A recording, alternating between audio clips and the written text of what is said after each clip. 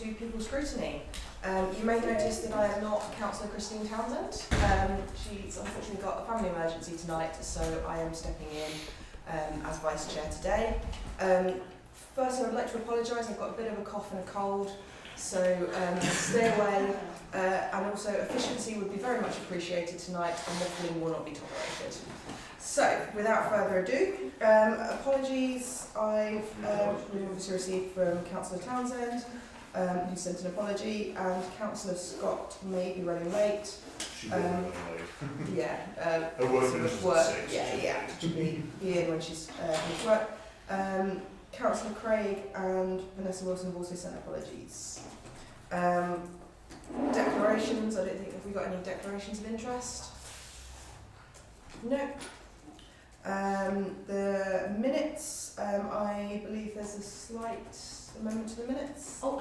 Yes, I was contacted by someone who just wanted to clarify the thanks at the end of the CQC item, and that was to children's colleagues for their advice around the Ofsted readiness inspection. Just a clarification rather than a correction, as it seemed a little misleading, but I'll be tweaking that in the to finalise the minutes. Do I have to accept the minutes? As long as there's no other... Has anyone got any other anything they want to raise with the minutes? Okay, you can take those as accepted then. Okay, Chair's business. Councillor Townsend has not put forward anything that she'd like to raise, and I've got nothing, so we've not done an introduction, have we? I forgot that bit. I suppose we should go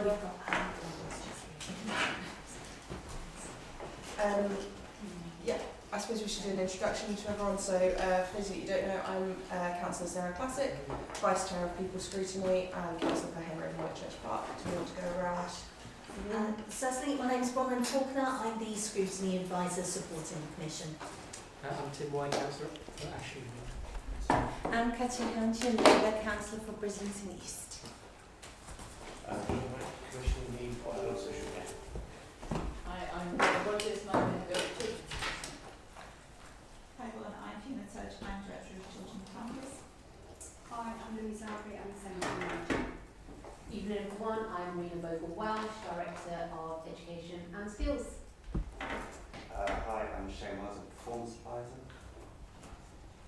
Oh, I'm Lisa Stone, Roman Hawkinson.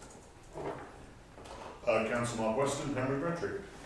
I'm Helen Holland, I'm the Cabinet Member for Adult Social Care and the Integrated Care System. Falls off the tongue. Long time. Good evening, my name is Brenda Massey, I'm Councillor for Saffron. Evening, Hugh Evans, Executive Director, Adults and Communities. Excellent. Okay, so moving swiftly on to public forum. Now we've received 2 questions for public forum, and that's been circulated, hasn't it? Yes, the 2 questions and written responses have been provided and published, so that's all been circulated. Yeah. And as the question submitter can't attend tonight, there's nothing else to go through now. Excellent. Ahead of time. Cool. So the first item then is the performance report. Who's is anyone? Shane. Okay. Would you like to take it away? So is there anyone to be projected? Yes, I can certainly. It's just the dashboard you. Yes. There's a PDF report that I get to circulate beforehand. Yeah. And there's a new Power BI dashboard that is accessible for the public. So just essentially making sure that everyone understands how it works. That's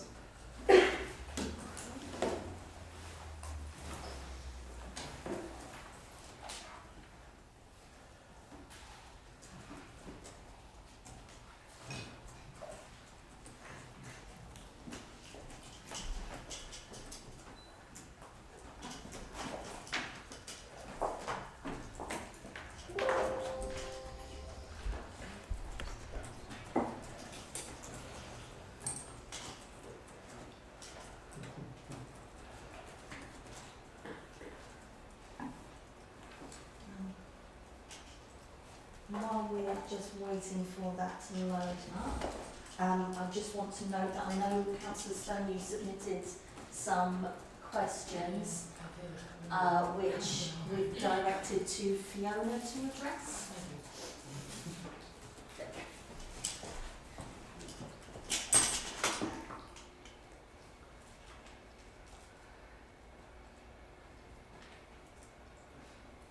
Okay, so this is the performance report. Would people like me to go straight to the dashboard, or would you like to go through the report? I'm happy to just go straight to the dashboard initially. It basically repeats stuff within the report, sort of highlighted from the dashboard anyway. Okay.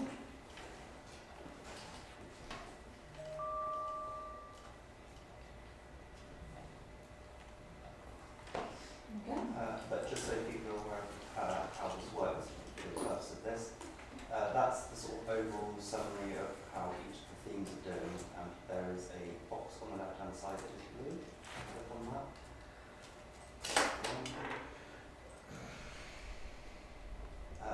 This will bring up it by sections, which can then be used to highlight people. If you deselect all on the left and click onto people,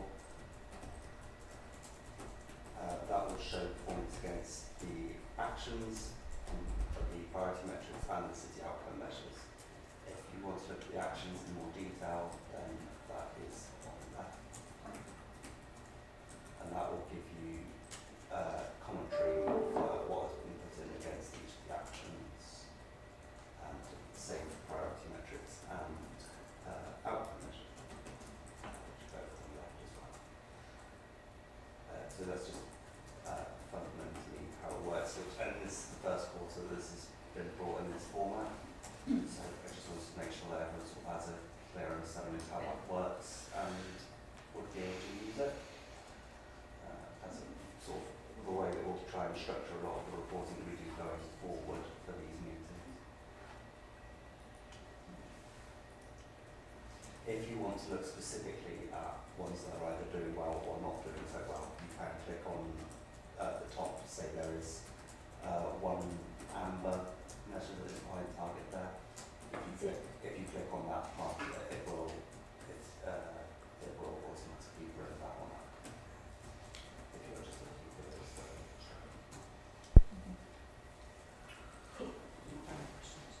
Any questions? And just to clarify, Shane here is the performance advisor, so he's available for any questions specifically about the dashboard and the way that data is drawn together. But we do have other service reps here who might be able to drill into more detail about questions about the actions themselves. It may be that we have to send a way to puzzle out some of those questions if they come up, but we'll cross that bridge when we come to it. Yeah, are we going to go, I was about to say, are we going to go Councillor Stone's questions Yes, first? Lisa, you submitted a couple of questions. I did something, I got a bit confused because I submitted loads of questions on things that weren't actually anything really completely relevant to what this was all about, to be honest with you. However, there's just a couple of questions. First of all, it's about fostering services. You talk about, there's lots of woolly language in this report, I find. It's like, oh, we will do them, you know, it's like, what I want to know is what type of activities will you be providing to encourage fostering? You know, would you say we'll provide some activities? Well, what are they? So that's the first question. I can answer that. I can answer that one. So we do. So our foster carers in Bristol run and the charity BAFCA, so Bristol Foster Care Association, that the council contributes to function it, and they then offer through that activities. So some of those activities are for a foster family in general. So we have the summer days in the park, we have Christmas parties, etc. Some of them are for the birth children of foster carers, so that they feel engaged in that. Sometimes we have specific activities just for them. We just had a Christmas pizza meal for just birth children, and then there's a number of events that are organised through the year that are on a rolling programme that are for foster carers, so kind of to support emotional health and wellbeing of foster carers and to give them a bit of time and a bit of a treats there at various points in the days and evenings according to their availability. So we have a number of lunches. We organise a summer lunch for them. We do a Christmas event for them, and then we do other things. We have, they have a choir that we support. Obviously, we can support their choir. We have yoga. We have matter. We have a number of events that they know that they will have over the year. On top of that, we have the formal support for them. So we have each foster carers we have a supervising social worker. So there's a social worker for the child, but every foster carer will have their own social worker that offers them support and will visit them at regular intervals and undertake annual reviews with them. And then we also have what we have talked about here is the Bristol Therapeutic Support Service. So they will step in and provide more intensive support if there's a child with particular complex needs or particular situations where foster carers find it difficult to help support placement and stabilise it and maintain it really. So there's kind of those informal kind of valuing events, and then there's the more formal kind of structural support that they have. Thank you. Excellent. And other question was about it was basically about social worker pay, but I've got to add on to that. Social worker pay. It says in there that you've got to increase social worker pay. Is that ever going to happen? That's me again. So, actually, yesterday we did send out paperwork to the qualified social workers in children's services, and the paperwork was around looking at job evaluation for them. So we sent out proposed job evaluation and person specs and job descriptions for their roles with an increase in their grading, which would then bring an increase in pay. So that's currently with our qualified social workers and children's services to comment, and that consultation ends on the 19th of December, and then with that consultation we'll then take this consideration and then we'll go for job evaluation. So I can report this time that there is something. There is something in the pipeline. Because can I just add on to that? If there's something in the pipeline, because you're talking about international recruitment. Yes. But international recruitment, you've got to at least have 40 grand a year. So we have, our transformation we have got funds for that. We are progressing that. We have just appointed a strategic partner, so that is being progressed. That's longer because it takes time. Even when we have identified international social workers, it will then take time to ensure that they are inducted and well supported, so that they, that we can maintain them and the work is good, but they're well supported and able to stay here and just considering that threshold that the company keeps on talking about, the threshold of bringing people from overseas has to be a particular, £40,000 a year they're looking at, and that's quite a lot of money for a social worker. Yeah, no, that's the same. So once they come, they will be employed as our social workers, but we need to support them in the housing settlement, in the city, etc. But no, they'll be, and then with that is then the hope in terms of our budget, then we will no longer need to use agency social workers that we're using at the moment. I'm not too sure about that. One last question, if you don't mind, and that's about apprentices. You're talking about apprentices, how many apprentices are currently on your programme? I have to check that. I was going to say 12. We've just got our first cohort that have qualified, that have become qualified social workers, but we've had apprentices each year, and we've got some additional funding for additional apprentices. But I can confirm the numbers of each year we've increased our cohort, but I can go back the exact number currently. What's your target then? 12 sounds quite low. What's your target then? We've got funding, I think, for another 5 on top of that. So it's building up. Thank you. I can come back with specific numbers. I can't remember year on year how much it added up. Mark, you indicated, is that to do with the questions? Yeah, I answered the question. Yeah, and then we'll go to that. No, it's fine. Building on your question, when we're talking about offering new bandings and high pay and everything else, where does that sit with us with our neighbouring authorities? Are we still below them, or we're on a par with them? That should make us more competitive with our neighbouring authorities. Thank you. Tim, did you have a... Yeah, I just had two, I know I should have asked them earlier, but sorry. There were two things, but I just wanted to know why. One was the one on 266, the increase in percentage of adults with learning difficulties. in employment, which I think is quite relevant to the later item, and it's gone significantly down, particularly in May, and it suggests that's just a data error, but I just wanted to know why that was, and the other why allows you to think about it. So on the other side, the homes and 307 home adaptations, that's way above target. So, for balance, I'd like to know why is that going well. Yeah, can we put the particular... Sorry, I just Sorry. I can read it out. Yeah, no, it'd be interesting to see it though. They're both priority metrics. I mean, I won't, Tim, Councillor White, I won't have the answer at this stage, but I will find it for you. But I mean, it's...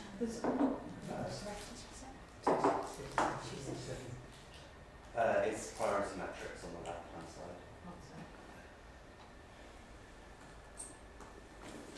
That'd be PM 266.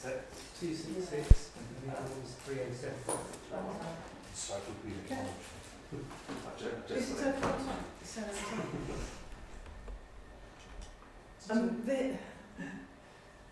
Hugh gets tired of hearing these things. I mean, this is a particularly important one for me, and it's been particularly... It's grieved me that some of the performance issues have been put down to number crunching rather than actually what is happening to those individuals. And, many of you know, this is what I used to do when I had a proper job. So it really, really matters to me. And the good news is that Meta, who can't be here tonight, but has come with a vast range of experience of this, and she is very disappointed by the performance here so far. And I think that one of the things that we need to do is to embed the opportunity for employment when we're reviewing people's cases, and that's the concentration of the additional money that the council's had is called We Work for Everyone, and that's been, it was European funding, part matched by WECA, and yet we are still eligible for that particular European Social Fund, I think it is, money. But it very much sat within education and skills, and actually we need adult social care and social workers to have more hold of it and to see that.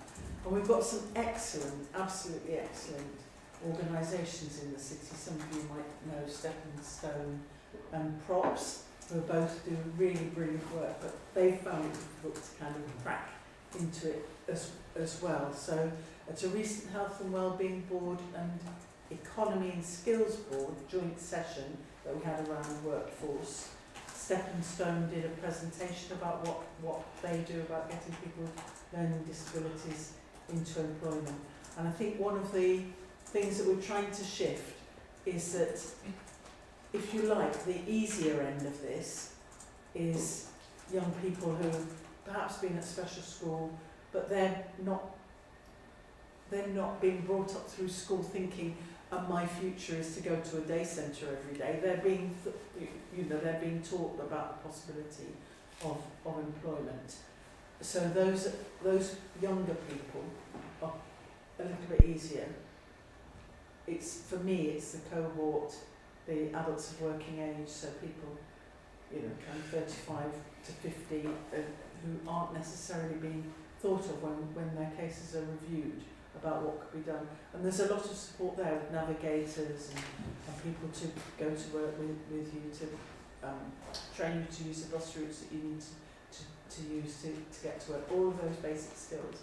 So there is support there, but we just need to join much more. And it's an absolute passion of mine, and it's really been disheartening to see that the figures have gone the wrong way. Yeah, no, I'm Nationally, it's a disgrace anyway as well. Sorry, Hugh, do you want to jump in? Yeah, and I couldn't agree more with Councillor Holland in regard to the things that you just said. That said, I'm interrogating that data because I'm concerned that it's not like for like when you look at different areas and the numbers that they come up with, and I want to know the reasons behind that deep in data because it's too stark for me to just accept it at face value. So. Yeah, I wonder if it's like the stepping stones and then they have, the stepping stones gone bust in May and what's the, I know they haven't, but Yes, there's something they like that have, happens. yeah. Yes. That's what I was going to say. And I share your it is disappointing. I It's did a lot of work disappointing. out in the pipe. Well, and Fast as well, the national so. figures are, I think it's something like 8% nationally. Well, it's not good enough, is it? Sorry, would we be able to follow up on the conclusions now if you're following up? I've made a note. I'll get back. And also, if there's, and I apologise for not being fully up to speed with every aspect of this report, but if there's good news in regard to adaptations, then that's something that's also worth knowing the reasoning behind. Yes, I think we should scrutinise things. Yeah, absolutely. Positive things.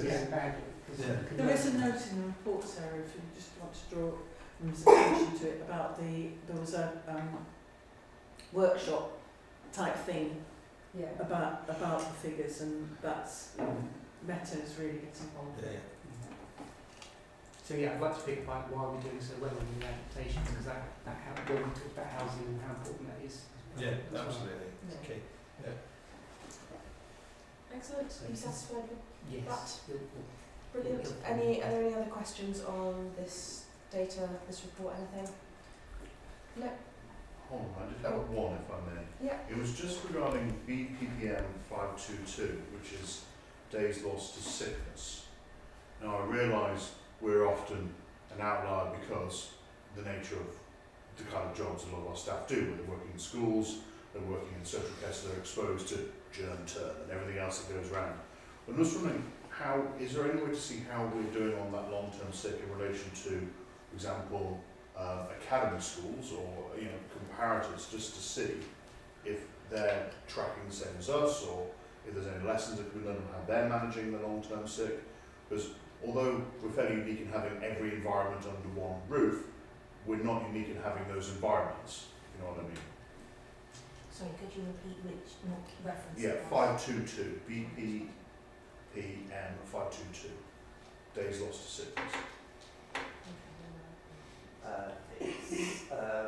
That is in Team resources. priority measures. Resources. I see.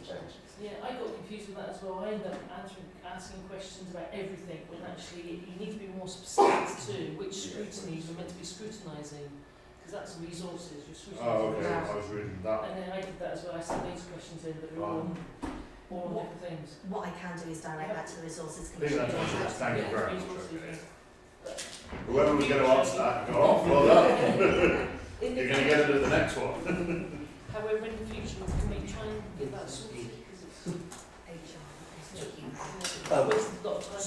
Yeah, that's why I was here to sort of help navigate how to work through the school path and how to highlight the correct things. Excellent. Maybe not put the rest in the Any other questions regarding this? No? Excellent. Let's move on then. So next we've got our family's transformation programme update. And is it Fiona doing this one? Yes, I can Yeah. start to introduce this one. So I think we agreed that there would be a focus on this one in terms of our placement sufficiency. So that's part of our families programme is about working with our children at the earliest point of intervention and trying to ensure our children can stay at home with their families and in their community. If children aren't able to remain at home and need to come into our care, then our aim is for our children to live to remain as far as possible within their communities and within their family network. We all know, because we've talked about this before, that's become increasingly challenging in the last 12 months. Children are presenting with increasingly complex needs and the market provision in terms of internal provision is tight. So we children are being placed further away in out of authority residential children's homes, which is not what we want for our children, and it's also much more costly for us. So this part of the Our Families programme is looking at increasing placement sufficiency within Bristol with our unit. So there's within the report there's a number of areas where we are looking to increase our placement sufficiency. We have a duty to ensure that our children in care have appropriate placement, so that's one of our duties, and this is a way that we're looking at responding to our duties. So the report just describes a number of ways that we're doing that in terms of our children's homes, in terms of our fostering, and different types of children's homes, and provision for our young people that are 16 to 18, and provision for our children seeking asylum. Okay. Are there any questions on that that anyone wants to come in with? Tim? Sorry, Fiona, we sort of talked about this before, and I'll just ask it again and see if the thinking's moved on. We talked about kind of what is the sweet spot for paying our internal foster carers, because we don't want to all double their wages and not increase it by more than a couple, but you know, with a bit of an increase, given it's much cheaper than the other options, actually recruit more. You know the conversation we had. Yeah, absolutely. And we have done some financial things. We looked at and reviewed the allowances, we looked at the winter fuel allowances, and then we've looked at, which is in the report, kind of looking at more creative ways to think about fostering, so encouraging people who wouldn't necessarily think they would be, or could be, I suppose, a foster care really, but their arrangements, their home arrangements, whether that's in terms of relationships or physicality of where they live, they feel that maybe they're not someone who would be a foster carer, but really trying to think much more creatively about that, about, you know, any one of us can be foster carers, and we can think about buildings for people. We can look at, you know, we're looking at thinking about loft extensions to homes, thinking about actually having homes that people could move into.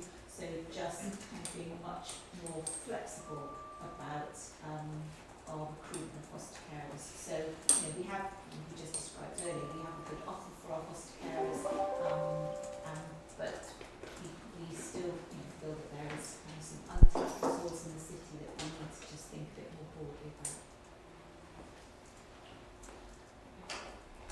Any other questions? Just one, when we're talking about children's homes and everything else, how far out of the city do we place them? Are we talking right on the edge, or are we talking, you know, Oxfordshire? We sadly place children all over the country, Staffordshire, Manchester, Cornwall, really wherever there's a children's home that will meet their needs, and that has a placement that's where they can match either with other children or which is a solo provision. So it's everywhere. Is the similar pressure on our neighbouring authorities as well? Yeah. I'm just wondering whether we're possibly naive, and I apologise for that. I just wonder, considering the development that's going around the city, is there any scope with partnering with, say, South Gloucestershire and building a joint children's home, Baines or Weeks? You're nodding, so so that's partly what we're doing. So we have got a programme ourselves of expanding children's homes. So we're going to expand from 14 places for children in our internal children's homes that we run ourselves, and we will expand that up to 31 in the next 12 to 18 months, and that will be through a mixed delivery method of ourselves running some of it, but also bringing in a strategic partner. Now, some of those are specialist types of homes, because it isn't that we lack provision for particular cohorts, and you might have seen that in the report that we were specifically setting up a children's home for children with mental distress, significant emotional trauma. We're setting one up for adolescent males who are very confrontational and perhaps have been in the criminal justice system, and our neighbouring local authorities are actually doing a similar thing, and we will have a joint agreement like a agreement between us to utilise each other's places. So and then on a sub-regional level, we are also part of a Southwest Sufficiency programme where we are looking at how we develop some specialist children's homes across the region that we will all have a stake in. So yeah, there's a fair bit of that being looked at the moment. We know that we need that sufficiency for ourselves, but we also know that there will be times when we can't match one of our children within our home, but we might be able to match a South Gloss child, so we will generate income then from that, so we haven't wasted the space. I'm delighted to hear that. Thank you very much. Lisa? I was just looking at the policy where we're talking about child-friendly cities, etc. in our policy.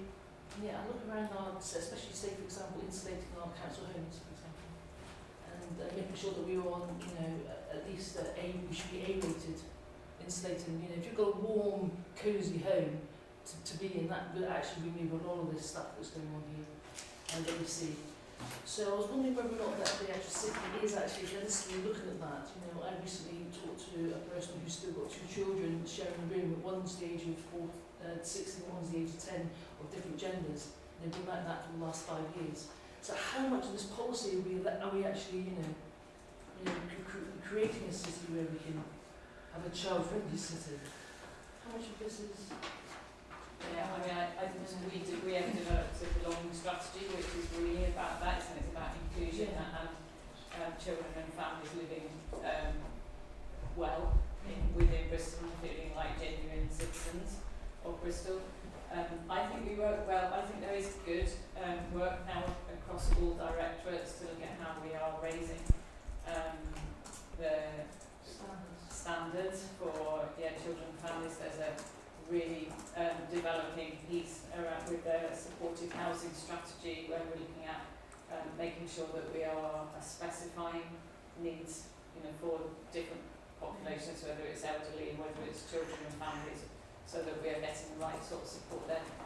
And also City Lead is really supporting us in particularly with our children's homes, making sure that none of our own children's homes will be kind of substandard like that. So I suppose there's probably a long way to go with that, isn't there? But we are doing what we can.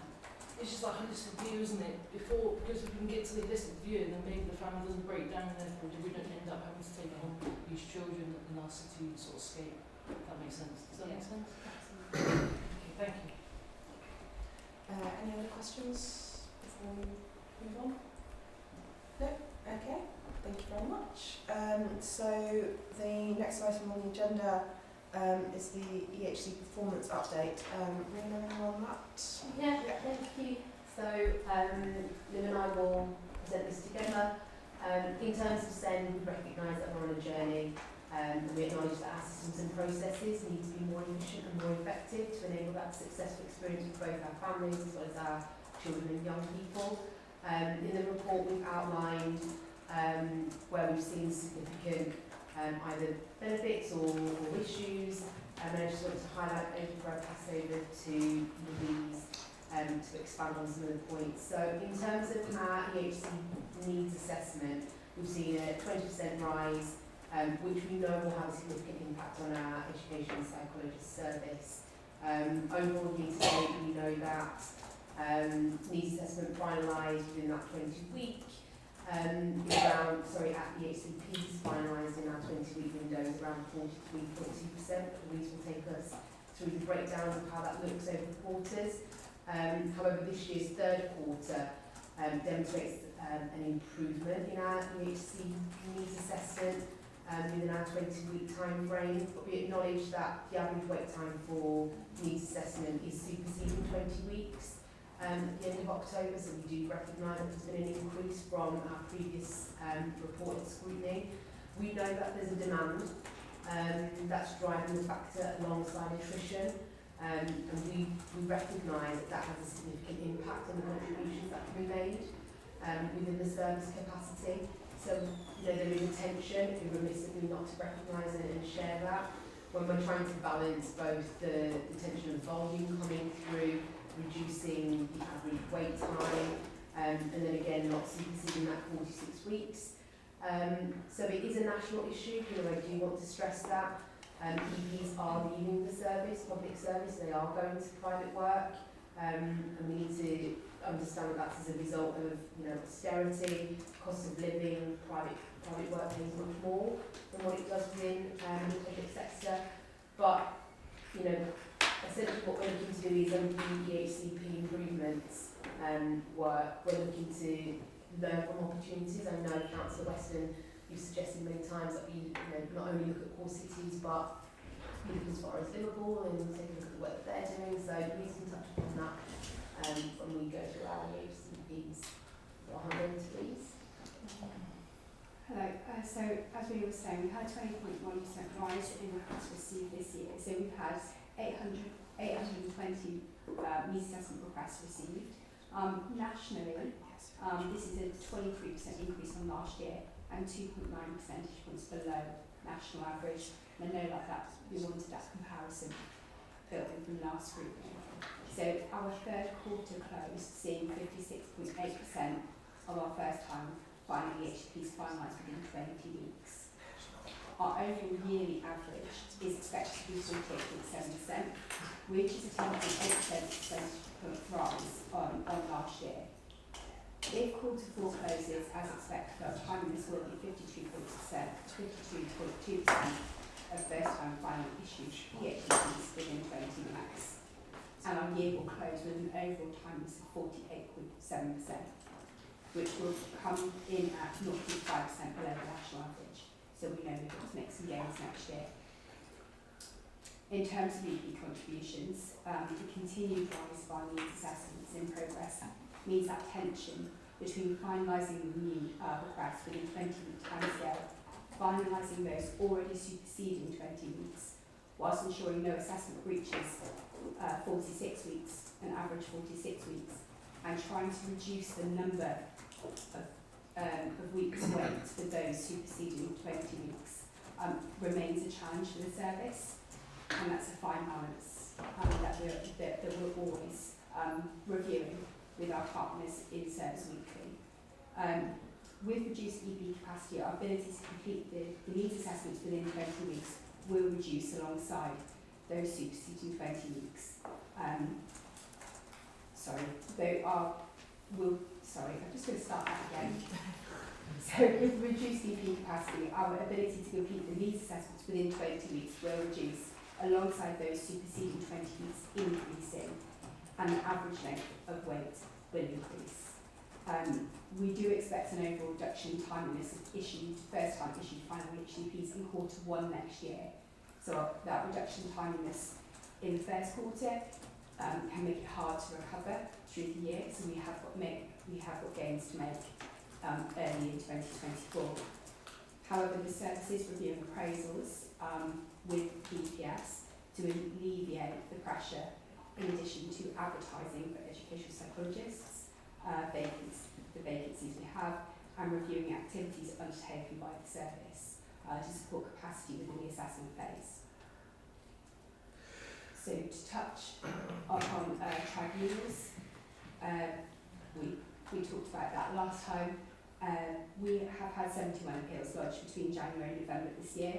That equates to a 28% decrease when compared to this time, that period, same period last year.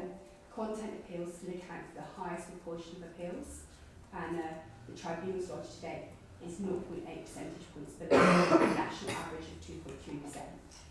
Whilst our rate of appeals has decreased, our appealable decisions have risen by 13% on 2022. So we're making more decisions, but we've got less appeals also. Mark, did you want to come in? Yeah, just obviously on the shortage of EPs, essentially. You were saying that this is not just us, it's being felt nationally. I realise we are in a national market, we're very much in the regional market, it's probably more where I'm focusing in on. How are we doing in retaining the ones we've got and recruiting compared to our neighbouring authorities? Yeah. Again, what I'm wondering is our offer still to the neighbouring authorities, and how are we looking at that? It's actually, it's probably where we do buck the trend in SEND for once in that sense. And actually, in comparison to our neighbouring authorities, we've been really strong with retaining and recruiting. And this is the first real time where we've seen it having a significant impact. And obviously we've got to be able to forecast that demand management coming through. It has a significant impact on other elements, you know, on school travel, on our EHCPs that we can produce in time. So for us, this is about trying to get ahead of the curve, looking at what our model can look like, being creative with it, looking at others and up and down the country to see what they do. But in comparison, sure, we've always done well. Okay. Tim, do you think you've got I a was question? going to ask you a question. Okay. Oh God. Shall I ask it anybody? Is Yeah. anybody else want to go? Kerry, do you want to?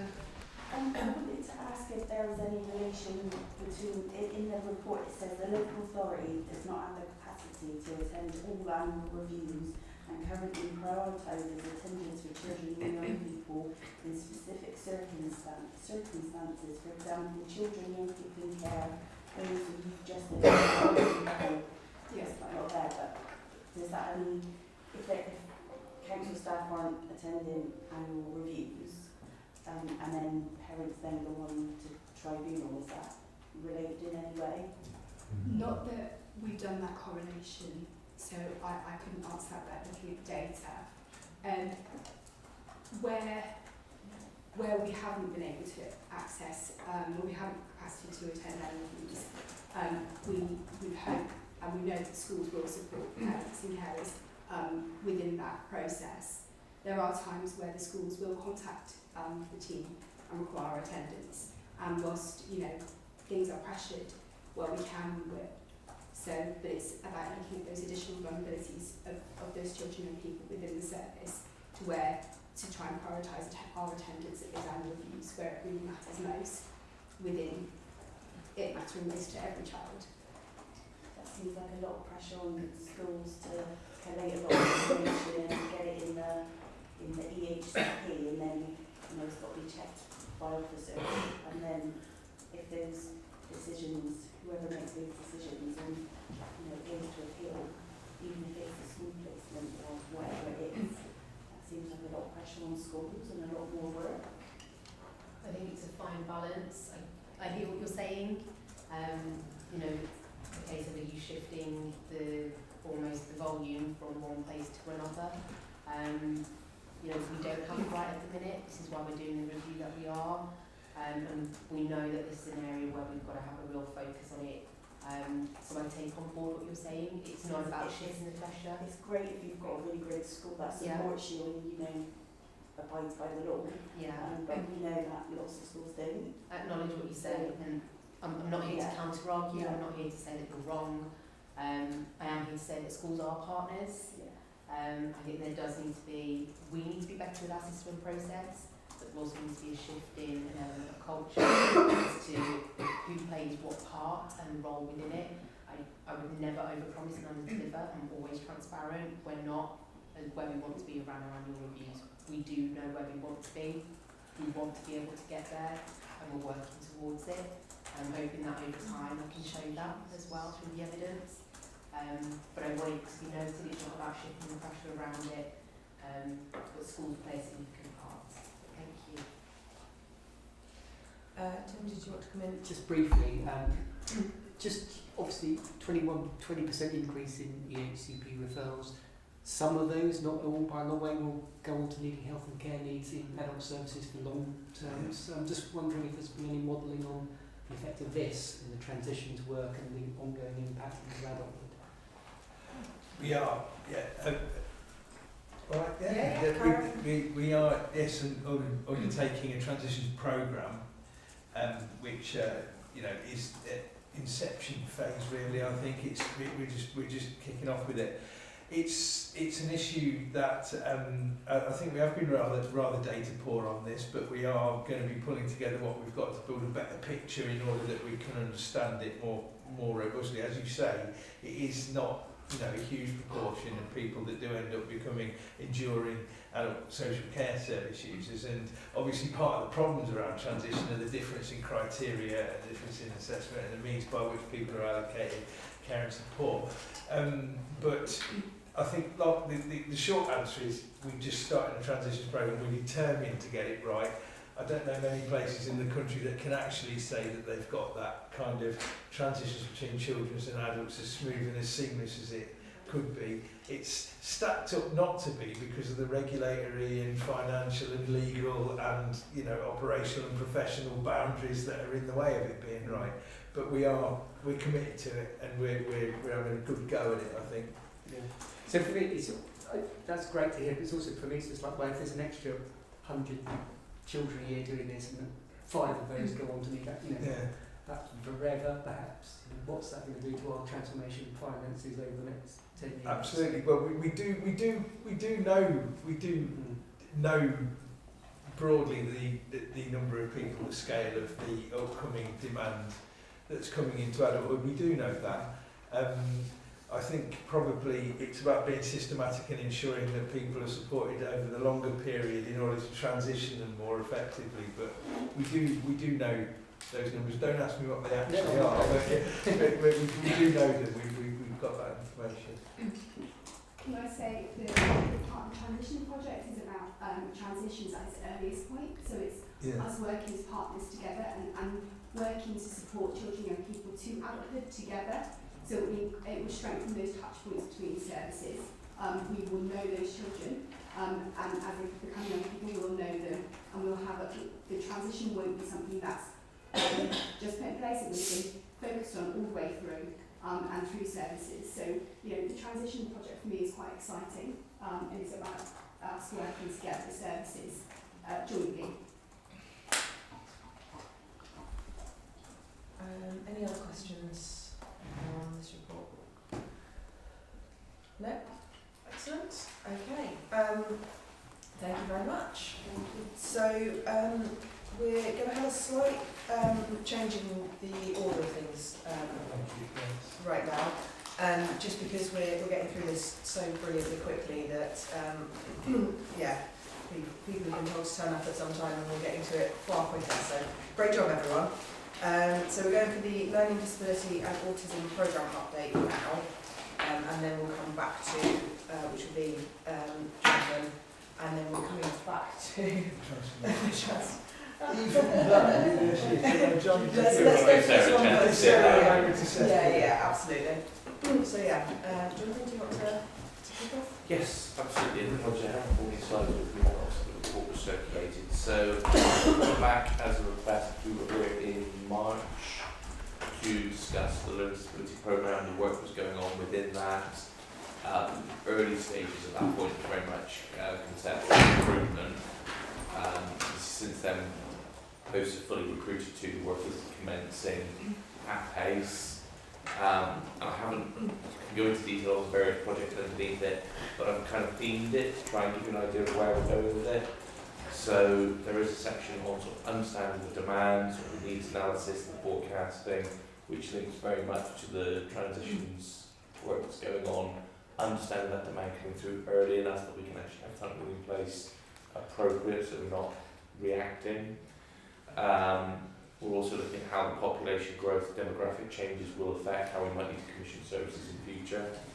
So there's a whole number of projects in that area to try and understand the data coming in, we're responding appropriately. There's a section on improving processes, obviously working with colleagues in children's, who Gail with knowledge stage who when I say we're working with to try and get that right. Also working with our health colleagues. The system at the moment can be a little bit bureaucratic at times, not well integrated, so we are trying to address that. And that's again with our colleagues in housing as well, and shouldn't leave them out. So the housing strategy that Gail alluded to earlier, children's and adults are working with the housing delivery team to see about developing new services, new housing in the city. We know that's a shortage, and that is a key lever for us in terms of what we can commission on the accommodation side. We have brought on board housing specialists as part of that team to help deliver that. So although it is early days, he's only been with us a little while, we have got 49 new placements in development in the planning stages. We've also funded part of a planning development officer to help facilitate that, reduce delays. We know that Wigan is off to a good start, but that is longer term stuff. That won't happen overnight. So planning development, we're also working with growth and regeneration to pick up any land disposal we can make better use of. Any other sites that have been disposed of, what can we do with them? We've been trying to get that process a bit more streamlined. We've seen some success there. So the 49 units are in development. We think probably about 20% of what our total needs going to be longer term. So we do need, that is going to be an ongoing rolling piece of work. And probably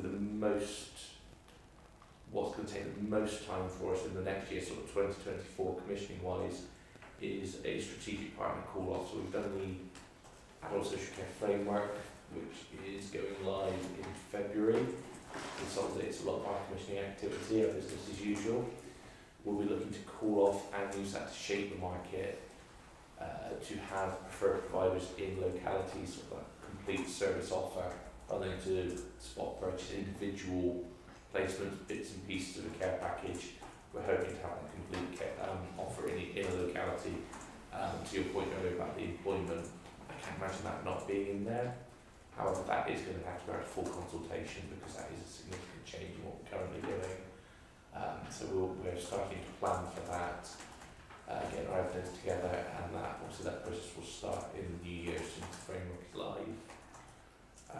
Bit of a whistle stop tour through there, but that could more detail on the thing we want to do.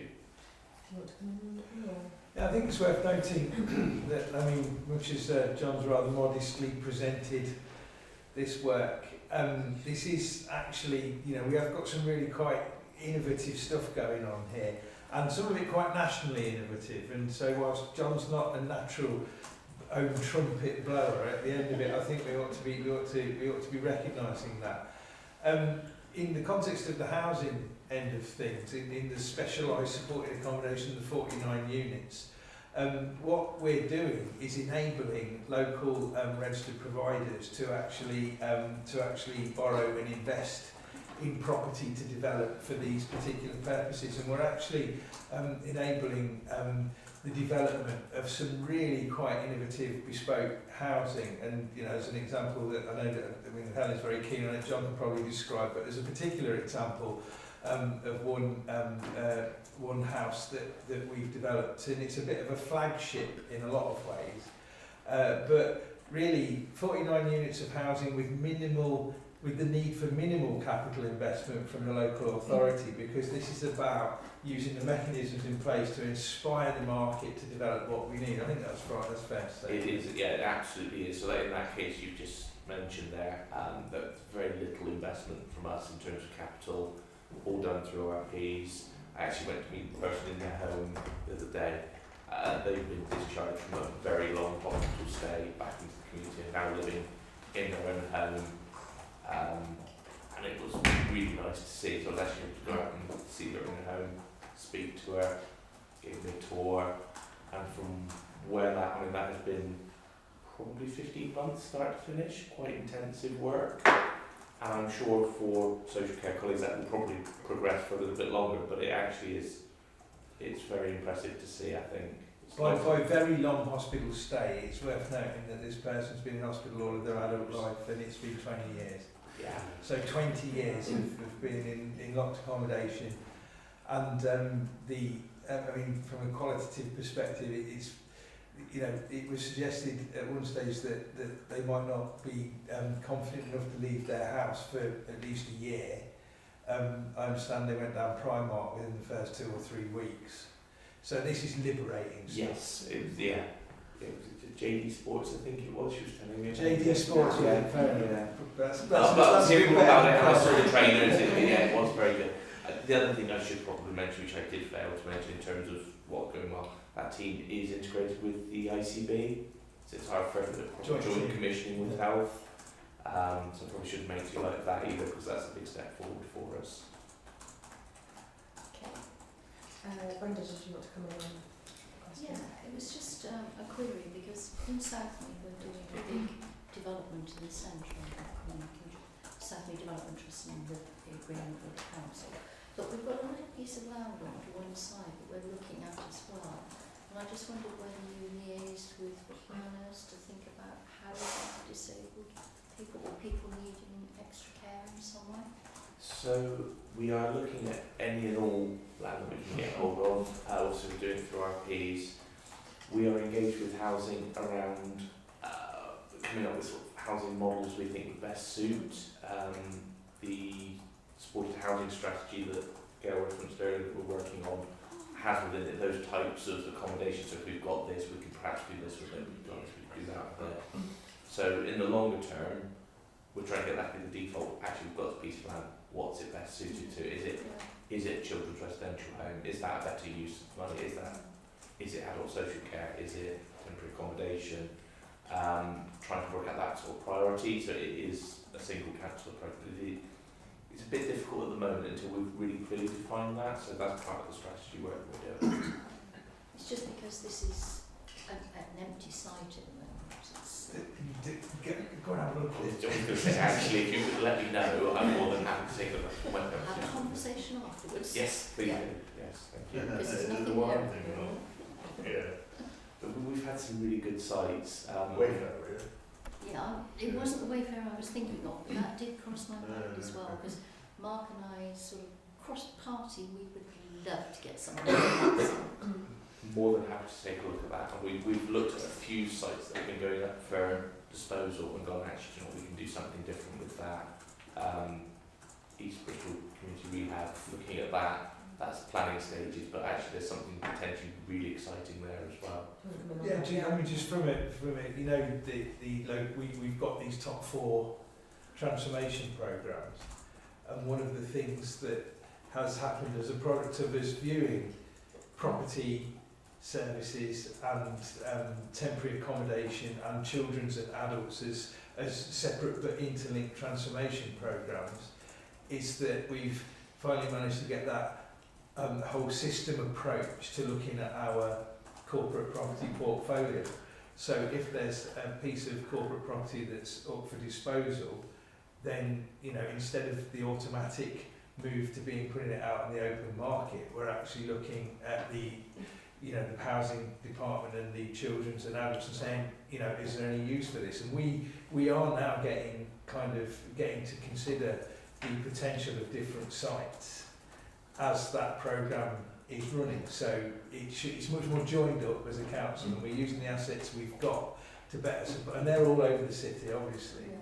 We've got 10 different housing typologies within that supported housing strategy, so that, you know, depending on what we've got offered to us and what is available, that will kind of dictate what we can and can't do. But it's helping make that really clear in our partners' minds, especially our RPs. This is the quality, this is the standard, these are the things we want to look for. Some of that's been learned through sort of own developments that we've done over time that we would have done differently now.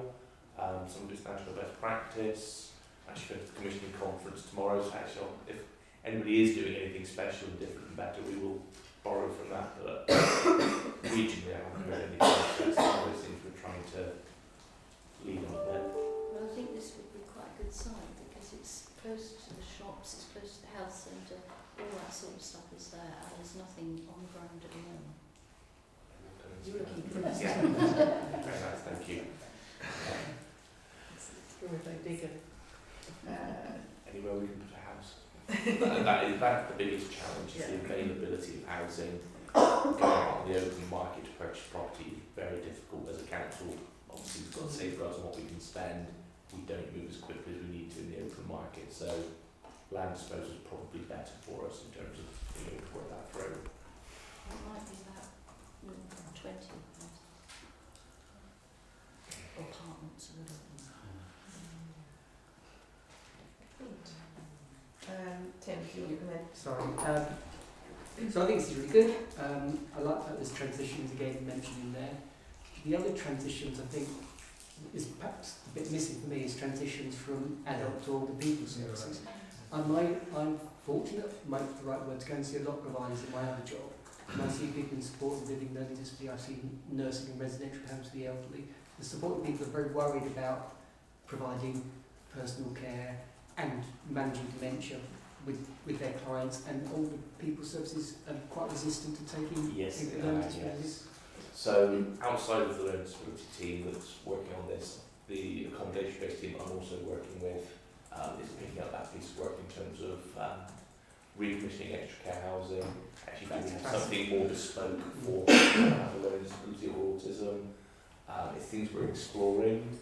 If I'm honest, it's more along the lines of the sequencing. If we can get the framework up and live, then we've got a contracting mechanism to go and explore that and do that work. But yeah, it's definitely a known issue for us. It's not culture, isn't it? Right? There's no reason that old people's nursing home can take someone with elderly. Some of there's a sort of resistance to it, yeah. One of the things that we have spoken to our extra care housing providers at the start of the year when we were doing the framework engagement, and I did put that proposal to know what's stopping you, what would be the barriers, and it's more for them, or the feedback I had at the time was more, it's the other people that live there, they might not necessarily choose to. So if they said if you had a provider that did that specifically, that would probably be easier to make work. So that is something we're looking at. It's just not under that particular group that we're working on. Mark, did you? Yeah, sorry, maybe I come back to it now. I realise my question is partly highlighting where I think the horse is already bolted because the barn's on fire, but there are cases in my ward where we've disposed of care home sites and everything else, Wellhay, Brentry House. There's another one where the Milestone Trust are disposing of a former care home now. And all these sites, and I kind of sit there thinking, with Wellhay and Nollan, yes, we're putting council housing on it, which is great.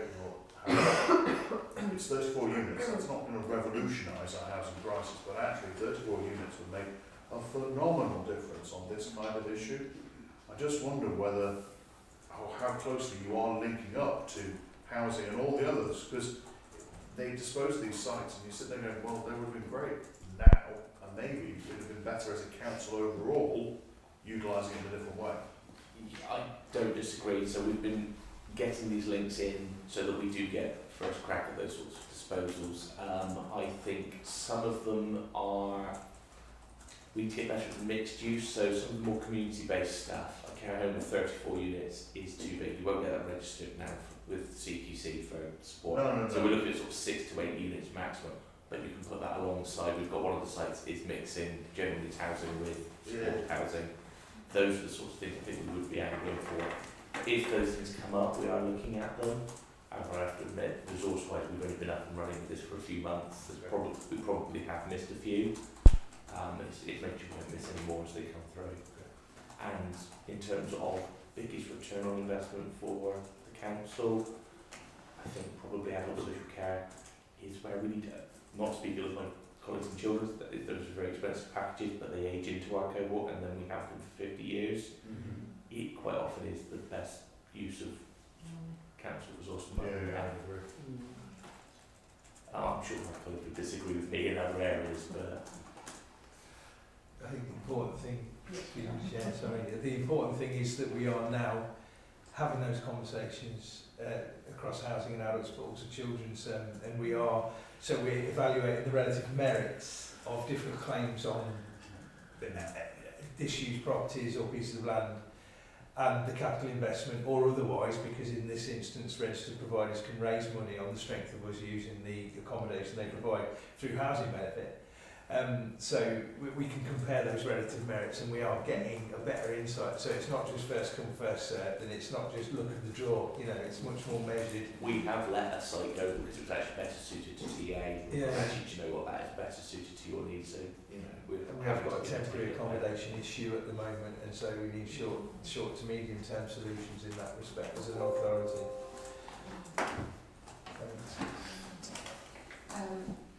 Anyone else got questions or anything to follow up on? No, seems possible. Excellent. Thank you very much then. We'll move on to the next thing, which was the Adult Social Care Transformation Programme. Thank you. Yeah, so we've got some slides probably, I think. So I can go both ways. Yeah. So we've got Sarah Evans here, who's one of our transformation leads. and we've swapped the items around because she was coming in, although we're running a little bit ahead of time, Yes. which is credit to the chair, of course, but it also means that, you know, just to make sure we get the benefit of Sarah's input for this. So, Sorry, we've been bouncing around. Which number are we on? we're on 10. 10, 10. sorry. Okay, thank you. Sorry, that's my fault, but Okay, cool. but I think the qualitative benefits will outweigh the confusion around the numbers. Yeah. So Bronwyn's going to put the slides up. But Sarah's going to talk us through, and are you happy with that? Yeah. You can talk us through, and I'll chip in. So Hugh was here, and the transformation programme came to Scrutiny back in September. If you were here for that, where we gave an outline of the programme and the reset of the programme for 23-24. So a reminder, the slides, the next slide please, will outline what the strategic vision of the programme is and some of the challenges that the programme is facing, what we're trying to address, and also some of the outcomes. So we've got delivery challenges, adult social care, COVID-19, Going City, etc.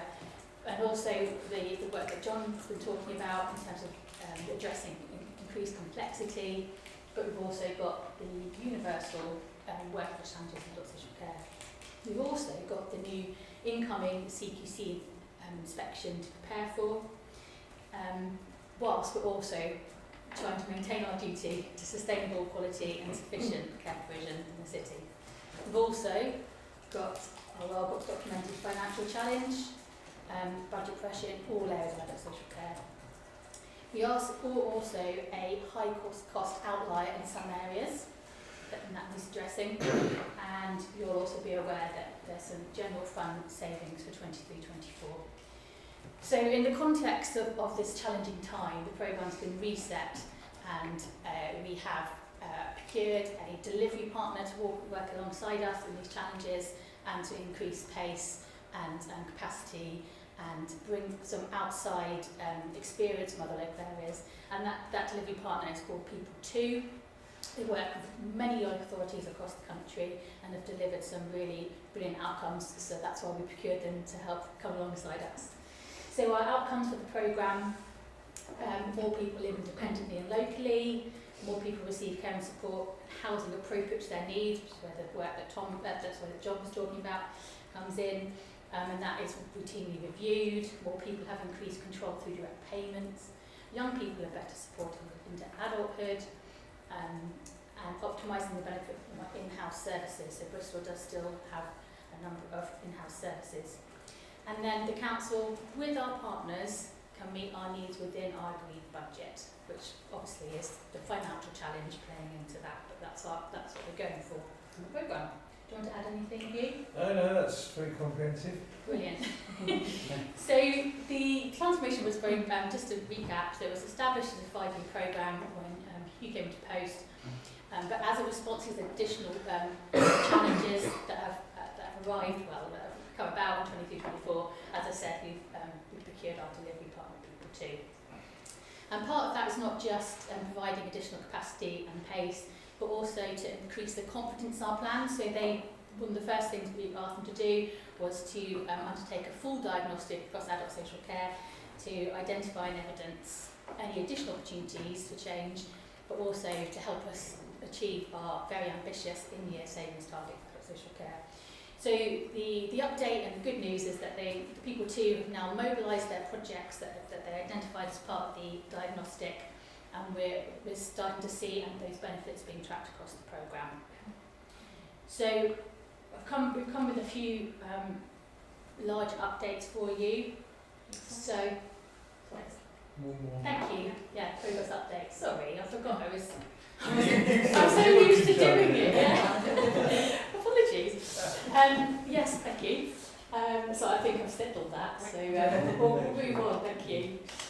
Okay, so where are we in terms of bringing our expenditure in line with budget? We've been undertaking lots of key activity in this area, as you imagine. So we have a project that is recovering debt proactively, and one of the key things there is capability has been added so people can phone and payment can be taken over the phone rather than the process of having to fill in various forms, etc. And as you know, you ring someone, you can take it there and then, and that's been very successful. And since that came to being, I think just short of 50 payments have been taken over the phone. You know, that's just people that want to pay their debt and just want to be able to get on and pay. So that is a really positive move. Is that like just people falling behind or charges on houses? What is that debt? It's a combination, yeah.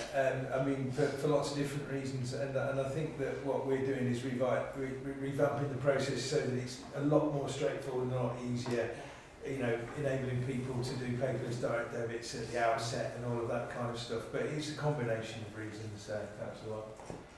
Yeah, it's where people want to pay. They just make it easier for them to do that. that. I think with the greatest, win, isn't it? yeah, with the greatest of respect or concern, I think our systems haven't been designed in a very efficient manner, and I think we're remedying that now, so that the whole thing is a lot easier for people. Yeah. Hugh, do you want to say about the fair and affordable care policy? Yeah, I mean, this is an interesting one because, as I'm sure most people probably know, I think we've presented it at People's Scrutiny before. We have, in consultation with and with the support of, co-designed a fair and affordable care policy. And we've done that with the co-design support of the Mayor's Disability Equality Commission. What the Fair and Affordable Care Policy is meant to be about is about restating our duties under the Care Act so that it's absolutely clear to all concerned the challenges that we're facing in the context of the financial circumstances that we and most councils in the country find ourselves within, and to make clear our position in regard to the Care Act. So it's a restatement of how we work, essentially. The good thing about it is that we have been working with people with lived expertise in the city, and the Mayor's Disability Equality Commission, chaired by Alan Davis, who I'm sure many people know, have been working with us to ensure that this statement is made jointly, as it were. It's interesting because it's as we've mentioned a few times in recent meetings, we are aiming to be more co-productive, which means that we want to develop relationships with people that use our services and the carers of people that use our services, to get the conversations going that will, trusting conversations going, that will enable us to develop policy involving other people with better insight. And what's quite interesting is that our fair and affordable care policy, because we've embarked upon that process, has turned into quite a significant national debate, a necessary debate, and one that I'm pleased to be part of. It's, I suppose, illustrative of the fact that if you do open the door and say we want to do policy together, it makes making policy harder. But then in the longer term, I trust that in doing it that way, it will make for better policy, because we'll be working together in order to understand the challenges that we face in the context of the city as a whole and the citizens within it. So it's that's something that we've wittingly done. I was speaking at a national conference last week, National Adults and Children's Social Services Conference, and one of our colleagues with lived expertise, who's one of our Disability Equality Commissioners as well, Megan Belcher, was there with me, and I thought it would be a kind of small room kind of fringe item, but it actually turned out to be at the sub-plenary event after the main opening bit, so it was in front of absolutely hundreds of people and was rather more frightening than I thought it would be. But it was also very interesting, and it got some excellent debate going. It was run by Think Local, Act Personal, who've been mentioned tonight as well in another context, but they're one of the user-led organisations that's supporting the redefining of social care nationally. So it's just interesting that we want to do things in a more developed and progressive way, and if you elect to do that, then sometimes you get more than you bargained for, as it were, but it's all good. So pleased about that work. It also means that if we do things properly and involve the relationships that we have in a much more developed way, it means we have to accept that things take longer, and we have to make a lot of effort to ensure that people can be properly included. Thank you. So that consultation as a result, that engagement has been extended a bit longer. So that was what the point was. But yeah, so we've extended the consultation at the request of the Disability Equality Commission to the end of January. So it's an extra 2 months on the consultation, and we're also working together to source some independent legal advice. So it's going to be well informed, the decision that's made as a product of this. Thank you. It sounds like you might have heard a bit about transitions already this evening, so I won't labour that point, but there's a project in the programme particularly looking at improving those processes and also some co-production there too. So we've also been looking at how we review people and we receive care reports in a timely way, and that's something that people too, as part of the delivery that they're helping us with, increasing that in year and improving the efficiency of that process to review people.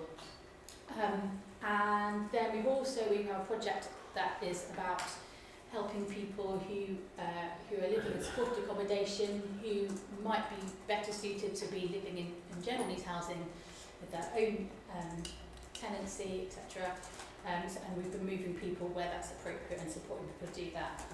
And so far this year, 23 people, it's probably more now because when I read this slide, more people move at the time, but people are moving in to more appropriate accommodation for them, which is positive.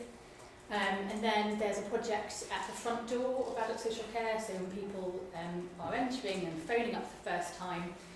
So we've just done a project, and part of the project is to deliver training so that people who are receiving the phone calls really understand strength-based approaches and can direct people more effectively to community organisations, but also within adult social care. So that's another really positive bit of progress.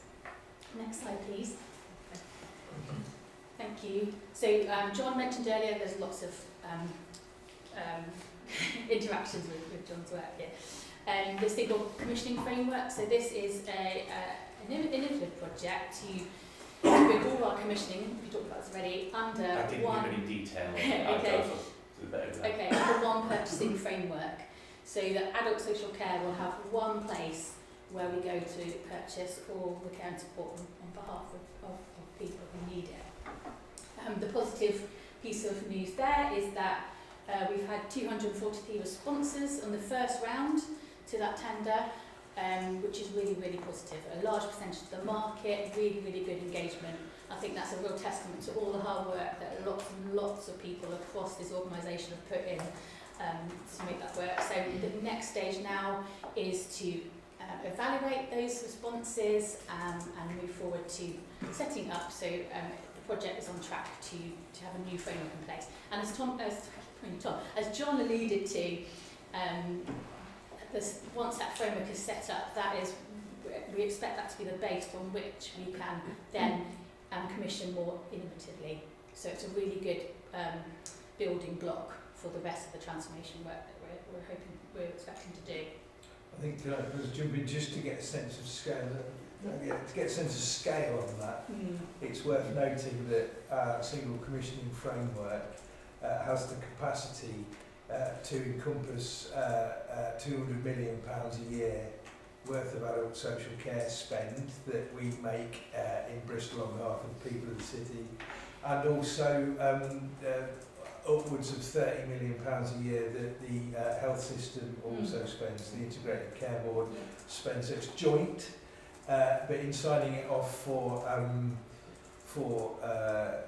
maximum period of 10 years, I think it was a bit eye-opening for Councillor Holland and myself, because obviously the total amount over that period of time that Bristol will commit to this runs into the billions of pounds, which is, you know, not insignificant. That said, if you're spending billions of pounds, you've got quite a lot of clout as a purchaser, and so that is how we're using this kind of mechanism so that we can support and develop the market in a manner that better develop services that better meet the needs of the people in the city. Can I just add something as well? That I think one of the important things about the single commissioning framework, which sounds a bit dry, and those huge figures that Hugh's talked about sound like, oh, well, you know, my goodness. But one of the things that the feedback that you get from those providers is that in the past we've had one set of rules for if they want to contract with us to deliver something, another set of, and then they're monitored in different ways, all of those things. So actually the point of the single commissioning framework is exactly what it says on the tin, that there'll be one way in, one set of forms largely, although as Sarah said, you know, if they want additional services, so it'll be monitored in the same way. So from, if as our desire is, and we're doing a lot of work on that as well, to contract with local, smaller providers, specialist providers, they haven't got the capacity that some of these great big organisations have got to have somebody who's filling in forms all day. If it's one set of forms, it's a much easier life for them. So that's one of the other benefits of that. Add as well, we can't actually shape the market the way we need to for the LD piece without that. So this has had to come first. Lisa, do you want to? Yeah, I know it all sounds really, that sounds really marvellous. It's like a simple framework, but how do we know that people aren't going to take advantage of this? How will it be monitored? How will it be audited? It's just really scary in simplistic forms, like people just, you know. That's one of the advantages in it, that the terms and conditions are a lot tighter than anything we've put out before. For those that have been trying to manage the market on the old 4 frameworks and half a dozen random contracts, it gives such a weak hand in any kind of negotiation and governance. We've used the opportunity to tighten up a lot of process error. Thank you. Mark, do you want to? Yeah, so, I guess being the traditional Tory here, it comes down to money on it. On the slide beforehand, we were talking about how we'll rein in cost pressures. Genuine question, how realistic is that? The overspend we're talking about is quite phenomenal in this category. The only thing we talked about bringing in additional outside support, bringing in everything they're doing, the diagnostic tools, have they actually realised any potential savings or efficiencies, and how much back to our projected budget will that take us? Conveniently, my costs just come back. Sort of, who wants to be a millionaire? There are lots. Yeah, that's right. There are lots of reasons why we spend high on care and support in the southwest, but in Bristol beyond that, and in this context. For a lot of reasons in commissioning are around the fragmented nature of our prior commissioning activity. So if everything you buy is a separate bespoke spot purchase, then you are rather, and John will come in with better detail in a minute, but you're rather at the wiles of the market when you're not establishing much more solid frameworks within which you can purchase. And actually some examples that we've had where people have been working with, you know, one provider that's maybe got a few placements that we've got there, and they're all separate and they're all spot purchased, and John can negotiate and bargain with them using a tool called Care Cubed, which is a nationally regarded tool that allows us to really assess the financial makeup of a package of care or a placement. So through more astute commissioning we can drive better commissioning arrangements. which are mutually beneficial. If you block purchasing, then they get a guaranteed income over a longer period of time, and they don't have to be as opportunistic when it comes to getting as much as they can for a short period. I don't know whether you want to... Yeah, and I think I'll probably bounce across a couple of the things we've mentioned this evening, but to that exact point, so the new framework's got capped rates in it, that, you know, give us some legal pushback, or we're trying to charge us something extortionate, above rates, we've got those kind of things. But to Hugh's point, we are, the strategic partner I talked about in the LD programme is very much that, is the, in a locality, we will look to block purchase with you. Being very simple about it, it's guaranteeing them market share year on year on the proviso that they improve, they increase supply, they have a complete service offer in that locality. What that will do is reduce the amount, at the moment, 95% of what we buy now is associated with spot purchase. There's no incentive on the provider to maximise their independence. It's going to cost them money. If they move on, they've lost that placement. What we're saying is we keep that, you keep that business, you step them down, you keep that. Okay, the package might be smaller, but the numbers of people you support will grow. Sadly, we're not running out of people in adult social care to support. That's never going to be a problem, I don't think, for us. But actually their market share will grow, and we will manage them a lot tighter. We can we can't contract manage the spot purchases. There's like 400 providers. We're never going to be resourced well enough to do that at any great scale. So that's the bit, by moving it to fewer community-based providers, we can contract manage those a lot tighter. We can be a bit tighter on unit cost, and if we get a provider that does try and strong arm us, we have an alternative. Because quite often at the moment, if we don't have an alternative, it's like playing poker, they can see your cards. You know, we need to have that alternative. I think it's worth noting as well that this does give us great flexibility in regard to, as Helen was saying earlier, in regard to developing local provision. And local provision is more likely for us to be we'll be in better relationships with local provision, whereas you know, maybe we can steer away a little bit from some of the big national players. They don't tend to be the private equity backed crowd. Exactly. With you know, without wanting to go down too far down that line, but at the end of it, you know, the big national players are the ones where we've got much less purchase. You know, they're the ones that email us from an email address that's listed as fee increases at. Yeah. Nice. Straight in. Yeah, just to challenge you a little bit on your Tory line there, Mark. I was self-deprecating. It wasn't actually meant to be an attack line. No, but the increased spend is partly down to increased demand. It's partly down to cost of living in Bristol being much higher than other places. You know, fantastic that the government has just announced an increase in the living wage, but they're not giving us any extra money for us to pay it. And of course, we want our providers to be paying their people the living wage. So this money has got to come from somewhere. Yeah, no money is ever free, I would agree. Just on the framework kicks in next year, February 16th goes live. So that actually, so the savings will start to realise in the next financial year, well, the very tail end of this one, really it's next financial year. Okay, thank you. But don't underestimate that debt recovery piece as well. You know, that's really significant. No, it's good stuff. We've a range of work in train, and I think what you know, we were just doing our business planning today in our management meeting, and you know, for the, you know, more than ever, all of the aspects of work that we've got featured in our business plan in adult social care, all are things that are active programmes of activity that are actively delivering measurable. We're better with data too. We can show it. We can show numerically in regard to productivity increases, in regard to, you know, reductions in unit cost.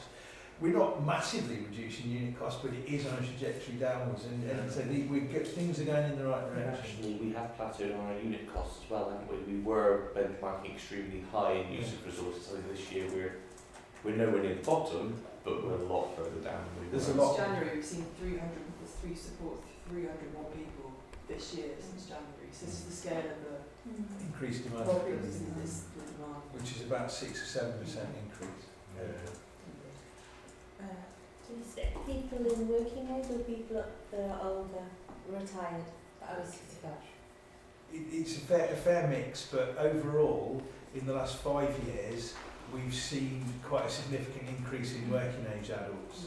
So About I 50-50 now, isn't it, in terms of the It's- whole yeah, demographic? yeah. It used to be about 60-40, older people, 60 older and 40, but it's really changed in that. And that's ill health that they're coming in, or is that because the population's growing, so we're having more people with learning disabilities and things living in Bristol? Learning disability, mental health, the big areas of spend, hence why the LD programme is prioritised. I mean, we could quite equally go after mental health as well. Sorry, I'm new to all of this. No, it's a good I'm question. asking you stupid questions. No, it's a good question. Tim? I'm really pleased that the commissioning stuff is creating the most debate, because I think that's right. Certainly everything needed to be simplified, and well done for aligning all the contract in so you could actually do this. That must have been a bit of an effort. It's not as simple as the statute just saying I suppose it'd be great to have a deeper dive into this, because I'm made a bit cynical in that you know, there are a lot of commissioning changes that are going to solve everything, be they dynamic purchasing systems or lead providers with cost and volume, competitive dialogue, don't go there. But I mean, there are a lot of these things that always promise the earth, and actually when it comes down to it, when you're as a social worker trying to find a placement from a hospital discharge, they will scrabble around and pick anyone, because it's a simple issue of supply and demand. I don't necessarily need, I really don't understand how this really is going to be different. The difference here, I think, and I hope this is coming across, and I know the colleagues want to come in and I'm jumping in because it's not, you know, we should let John answer really, but the difference here is that we really are working on supply. So what we have is a shortfall in local supply, especially for the kind of complex younger adults cases that we've talked about.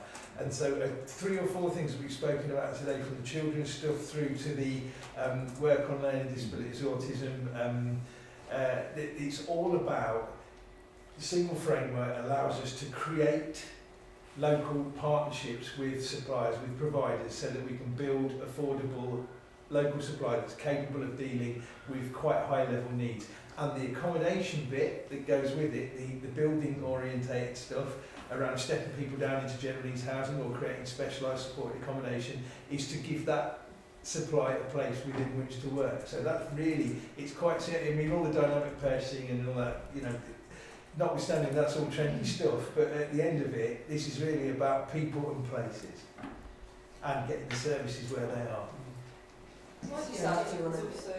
Just focus a lot on the high cost. I'm Catherine, by the way, I'm John's equivalent. I haven't got a little name badge, but it's okay. Are you sat at my speed? You're there today. I just wanted to make the point that the single framework also has the ability for us to look at the prevention end, because we talked a lot about the high cost end. We built within it the ability for us to purchase more preventative services, focus on personalisation, which is the next item. We've got a whole lot in the framework around personalisation, so it creates our ability to have innovation on it. And we've also got an innovation lots, which actually enables us, when we get short-term pots of money from central government, which is generally the trend now, for us to actually purchase it and use that money in a compliant way to test and learn new ways of working, which is very similar to the Accelerating Care Fund, which is currently out at the moment, which we're looking at what we can put a bid towards the BICS. I just wanted to make the case really that it's the cost spectrum, really is focusing, because a significant portion of our budget is in accommodation, of course, and that needs to be tied up. But it's actually the whole breadth of the care ladder, the whole breadth of the care service. There you go, got my name now. Yeah, I just wanted to, actually Hugh just clarified really my question, was that, so Bristol's really focusing on that kind of like, that local circular economy within this framework. Yes. Because if it is, then that's one of the big pushbacks we had when we had our existing contract arrangements was that the language was quite impenetrable. There's a noticeable difference when you've got the big nationals with professional bid writers versus somebody in their own home or their own business that's trying to write it at the end of a shift. We have tried to streamline that down, so once they've applied in their own framework, they're not going to be able to do it again. We can put all of the work we need to through them, and with the call-offs, I mean, it's got to go through public consultation, but I would imagine there must be a way of us weighting that to favour local provision. I mean, not to sound awful, but the local provision that's not a big national tends to be a lot cheaper. So that almost will weight itself, but that's a bit of a general statement. I need to be, we need to put a type in that. So your answer is pretty much yes, Bristol will be focusing on local circulation. And if we can increase the supply of housing, we've got quite often where we end up overpaying on placements, and I'm sure the Children's College would say the same. But if we've got nowhere else for them to live, we're losing then in terms of negotiating the amount of care going in, and I suspect the overprescription of care hours going in, whether it's delivered or not. Whereas actually if we've got a supply of housing that we can go, do you know what, they give us the take it or leave it, we're in a position to leave it and walk away. But we'd have to go into a little bit more depth there. Yes. That means that's more.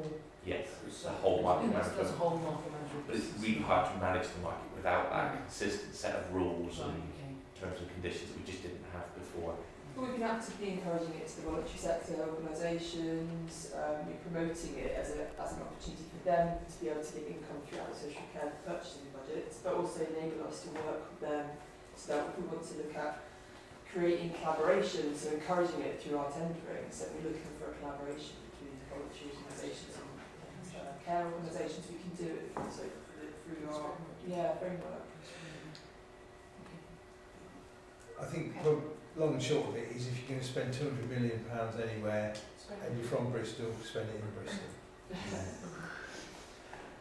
Okay, Yeah. I'm conscious of time. Yes, shall we move on to the next item? Is everyone happy to move on? Fabulous. Okay, so this is actually I think the last of on our agenda, and it's the direct payments and community care. So it's item 12. And Catherine, are you? I am. Do you want me to have what's the token done there? If you just let me know when you need to change the slides, and I'll The slides were also circulated as an agenda supplement if anyone wants to look at them on their own screen.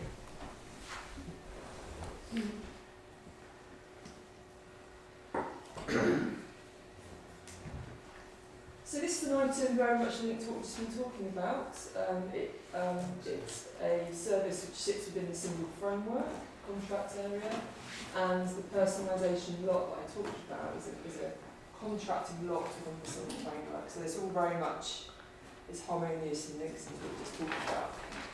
So just to set the scene, we have a strategic priority under the Gaelic Social Care Transformation Programme. It's a project there to increase the number of people that take a direct payment. And what a direct payment is it's instead of commission service, which us as a local authority organise on the behalf of other people, it's empowering the individual to have their own personal budget, hold it and spend it how it will meet their needs the best way. So it's really gives them the choice and the control to be able to do that. So our transformation aim is to increase our uptake in line with national targets. So the national benchmark is 27% and we're around 26% at the moment.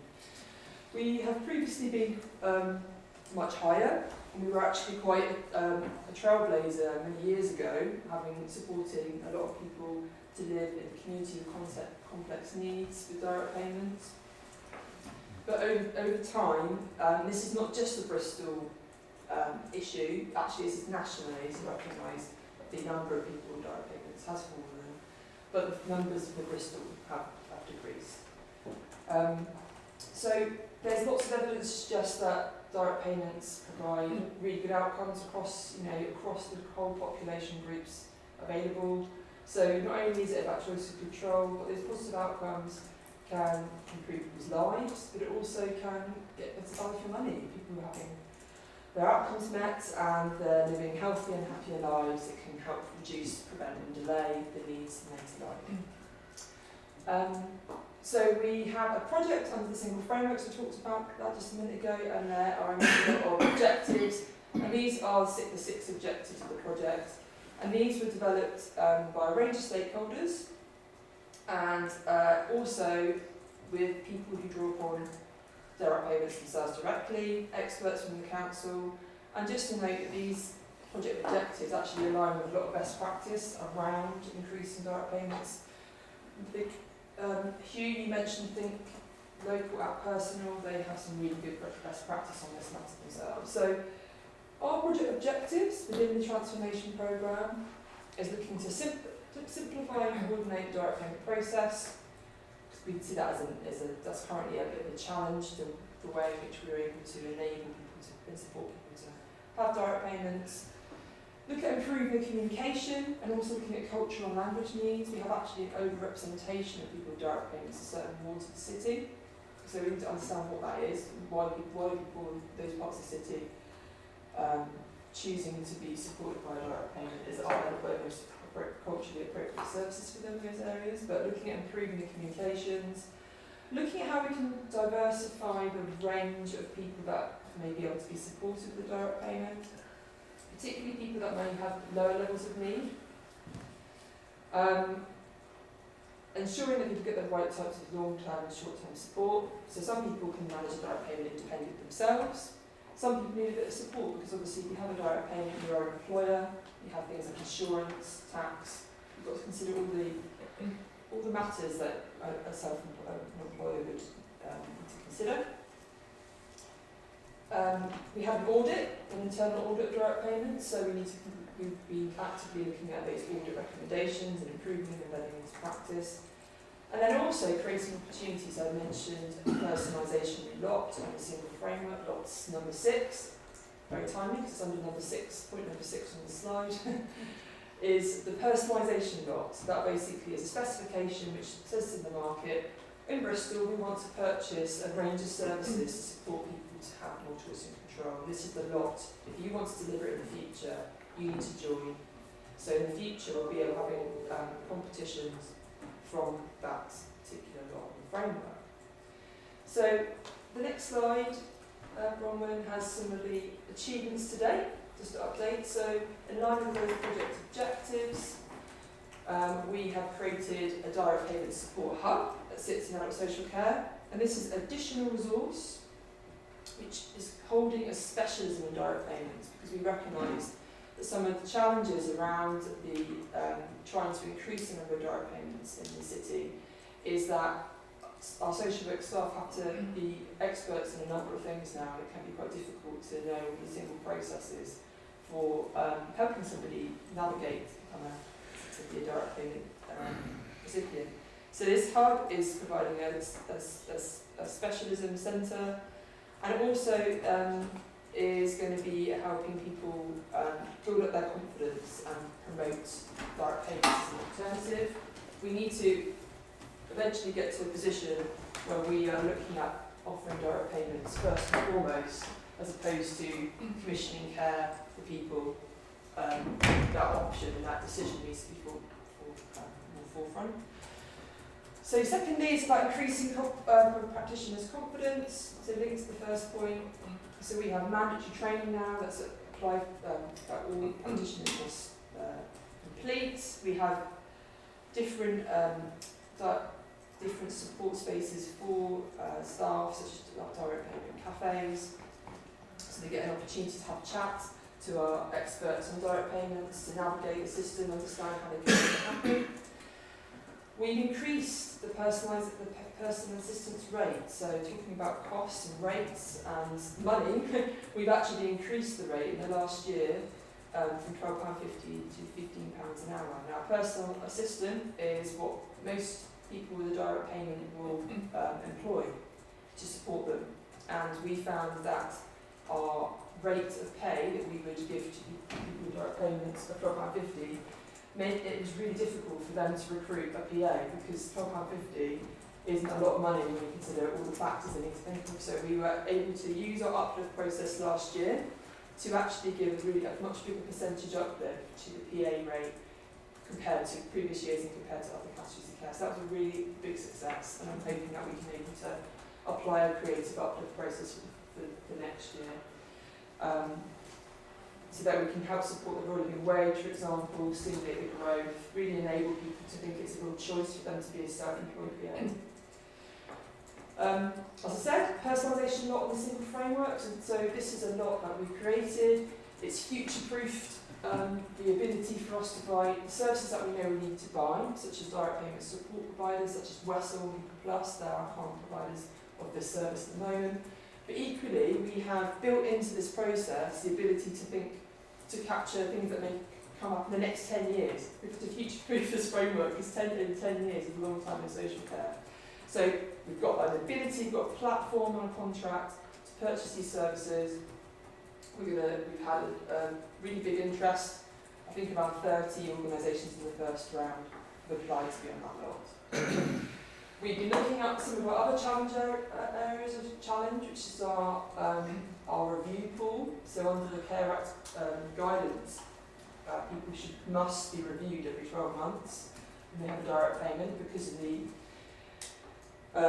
of the differences in the sense that they are, I guess, a little bit more vulnerable, aren't they? Because they are self-employed and there's nobody other than themselves giving that additional assurance of their care and their support that they may have with a commission provider. We have a backlog of direct payment reviews in social care. That is a challenge. And we've been exploring, well, how can we look at this differently? Because this is a challenge across the board in social care. So we've been piloting providers doing reviews through a trusted assessment approach. So that's been piloted, and we're going to be evaluating that and to think about, well, how can has it been successful? Does that help us be able to meet our requirements under the Care Act, and how can we make that happen going forward? We've been looking at improving accessibility through communities, as I mentioned. Some wards in the city have some ethnicity groups are overrepresented in some parts of the city. So Lawrence Hill and Barton Hill, significant high proportion of Somali community at direct payments, for example. So we've been working with the Somali Resource Centre in Barton Hill, understanding what support do we need to provide to that community, how can they help us around that, because they're the heart of the community that those communities use that resource. And we've been looking at other things such as language, videos, how different ways in which we can both communicate and promote the use of direct payments, but also how can we make sure that they are being as accessible as we possibly can to promote it. And the last point is the development of other areas like introductory agencies. So under the personalisation banner, there are other types of services available, such as introductory agencies, which essentially means the reason why it's linked to this is it helps people that want to find a PA and PAs that want to find work. So these are quite new in the social care sector, but we've been trying to we've been working with national organisations, and we've been trying to promote the development of local introductory agencies. So Wessel are building their own introductory agency, for example, through a digital platform. And so is BS3 BS3, as you can imagine, are building their own digital platforms to help match local areas to local PAs that want to find work. So there's been a lot of achievements today, and it's something to be proud of in terms of the development over to the challenges with resource and priorities. And the next slide, Bronwyn, is what's coming up. So as I mentioned, so John mentioned, the single framework is launching from the 16th of February. Soon as the framework is established, we'll be tendering our contract, so the direct payment support contract. So as I mentioned, that's currently provided by Wessel Plus. We've got consultation on that at the moment, which we are actively promoting, particularly with particular communities in the city, to make sure that we're really hearing their voice and what services they want. But in terms of planned activity, we're going to be tendering that contract. I can't determine what we're going to be doing yet until the consultation has finalised, but it's likely that we may increase the number of providers that help support our communities, look at how we can make sure that we can clarify roles and responsibilities around direct payments.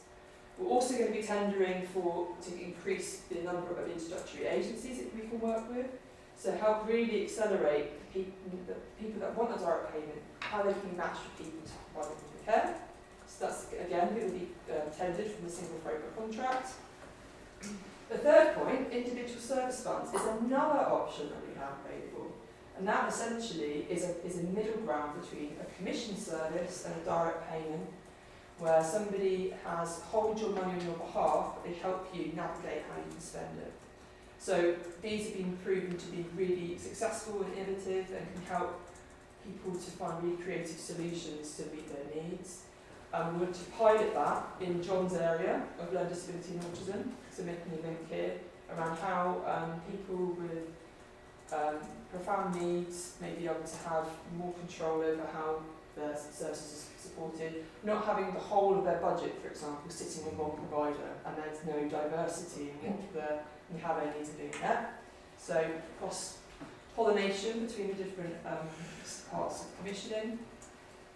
We're going to be evaluating the direct payment reviews pilot, as I mentioned, to see how effective that's been. Can we really accelerate that to be something that's business as usual, really help us be able to tackle our number of reviews that we need to do in terms of people with direct payments, so evaluating that. We want to collaborate on our direct payment policy through co-production with people with expertise. So we really want to understand what's the voice of people who use direct payment. What does it say? How effective are the services? What can we do together to understand how we can make improvements? Evaluate the impact of the support hub. As I mentioned, it's a temporary resource. It's only a fixed term resource for 12 months. So we need to really have an effective evaluation to measure the impact, make sure that if it is a success, we can actually get the evidence together to help build a business case. If it's proven success and we're able to see that it's having a direct impact on numbers of direct payments, then effective evaluation of that is going to be really critical to help us change the way that we operate. And just to say, when we look at benchmarking with other local authorities and where they're successful with direct payments, they do have specialisms and services that seem to be the way which helps enable the personalisation agenda. So that's going to be really key. And then further embedding and improving social work staff. So we're looking at the pipeline of social work staff, working with universities, to really start from the very beginning of people's training and learning around social care, around direct payments. So that when new OTs and social workers are coming into post, they are already thinking about direct payments as the first port of call for individuals when they support people. So last slide, so just to summarise, so kind of how progress has been monitored. So as I mentioned, it's a project within the transformation board, so this is all monitored through the transformation programme. But I just wanted to make a note that we haven't got any transformational investment in this project, so we are trying to make nudges and move and shift this culture change within the resources that we have available. So transformational investment would really help accelerate this, but equally obviously we're aware of the circumstances we're in. But I just wanted to make the point that we are making nudges towards trying to affect this change. But and we're doing the best we can with the range of options that we've just described today. So whistle-stop tour of direct payments and what's currently going on in activity. So actually, as chair, I'm going to ask the first question. Coincidentally, I was actually speaking to a friend last night who's just been approved for support hours and is going through this process themselves. Right. And the thing that they're finding is they're feeling quite pressured to be on direct payments. But one of the things that they really struggle with is life admin, because physical disabilities mixed with autism makes that very difficult. So they're not feeling capable of handling the, the sort of admin of direct payments. And I understand that you've talked about packages of support and things like that, but I guess my question is there still the culture that where it's not, direct payments are not suitable, we're not pressuring people who, for them, it's unsuitable into that line? No, it's not choice and control, it's enforced upon them, is it? Yeah. So Yeah. I guess it's the balance, isn't it, between trying to create a culture shift where people are truly thinking, at the moment, particularly for home care, so we have got an abundance of supply of home care. So from a social worker's point of view, it's actually far easier for them to commission a home care service. And I can, if, in their day-to-day world, I completely appreciate that. You're busy, you're managing a caseload. Yeah. So we're trying to, but equally we're not saying that we're enforcing direct payments on people. I would say that what we're trying to achieve with the range of things that we're putting in place is because we acknowledge that it can be daunting. There's there will be additional requirements on an individual. Something direct payment is looking at, for a support provider, what support can they provide that might just take the edge off some of the challenges. So we're looking at what support would be appropriate to help enable it. But equally, if it isn't the right thing, then of course. Yeah. Just wanted assurance that that's, Yeah. you know, I know it's obviously one person's experience with the system, but that's not replicated for a wider sort of group. In some respects, I'm quite pleased someone's encouraging direct payments as an option, but equally, not on the wrong scale, I was forcing someone to feel that they are going to be burdened by the responsibility of being an employer, which is, you know, it's not an insignificant thing to take into account, is it? Yeah. Tim? Thanks. From just bring up on your point, I kind of think we should strongly encourage people to take them up because the admin is never as bad as it seems, and the advantages people have once they're on them aren't really good because they can assist on continuity of care and all sorts of things. So it's a balance. But when someone's already struggling with yeah. managing their life and now they feel like there's an extra responsibility, that can be a huge thing. We should never force, but no. we should strongly encourage, I think. But maybe your friend might need support now and maybe get at a later point in their life may not. So it's a different. It's a difficulty. But we need to equip our staff to be able to have the rights to understand what support's available, so they can know what to offer. Yeah. But equally make those appropriate decisions. But people's lives sort of fluctuate in their needs, aren't they? So they need that flexibility. And you're not signing up for life, are you? I mean, Yeah. But my question, I'm really pleased about the rate because that's been out of kilter for a while. And some of that will answer my question, but I had a really frustrating piece of casework last year where somebody wanted a DP. It was more a standard care package than a support PA type role. But they could source it for £13 an hour and they got 12, don't quote me on the figures. And the care managed cost was like 17 or something.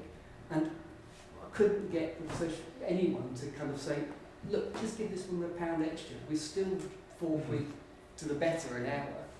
So will there be some flexibility, suitably controlled, but will there be some flexibility around direct payment rates? Although I think most of the 15 covers it, but I still think it's an important thing. We've had these conversations before in our personalisation steering group. It is difficult, and there are situations where bespoke rates are agreed, but whether how consistent that is, I wouldn't be able to tell you. I think we need to look at the policy and how we apply it, but equally, obviously, in terms of rates, we need to have some rigour in terms of how we manage that in a consistent way. Sorry, Hugh. No, I think it's fair to. I mean, the point you make is a fair one, but I think that the new rate has been devised in order to enable a proper wage to be paid to people and the administrative costs, etc., that go on top of that. So we accept that the rate before would have created problems like your casework example, but now that shouldn't. It shouldn't do, but I still think you will get unusual circumstances. So flexibility for practitioners is a useful thing to have.